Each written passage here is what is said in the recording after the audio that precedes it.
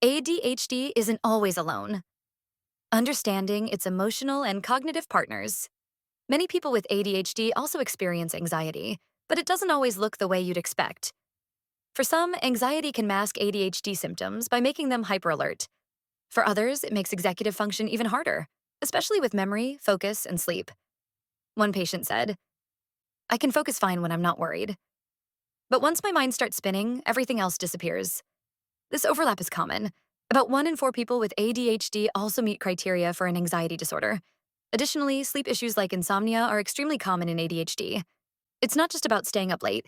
ADHD often brings delayed circadian rhythms, restless thoughts, and emotional hyperarousal that keep the brain on at night. Some ADHD medications, especially stimulants, can affect sleep in certain people. That's why our providers take a careful, evidence-based approach when prescribing. Actually, it may surprise you, but OCD and ADHD can coexist, even though they seem like polar opposites. ADHD brings impulsivity and disorganization. OCD brings rigidity and control. Together, they create a unique tension. I need things to be perfect, but I can't stay focused long enough to make them so.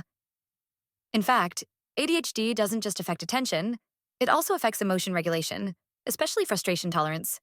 Over time, this can wear on self-esteem and relationships, increasing the risk for depression. A major study found that children diagnosed with ADHD were 35% more likely to develop depression by early adulthood. That's why it's so important to support both focus and emotional well-being early on. If any of this resonates with your experience, we're here to support you with a care plan that addresses the whole picture.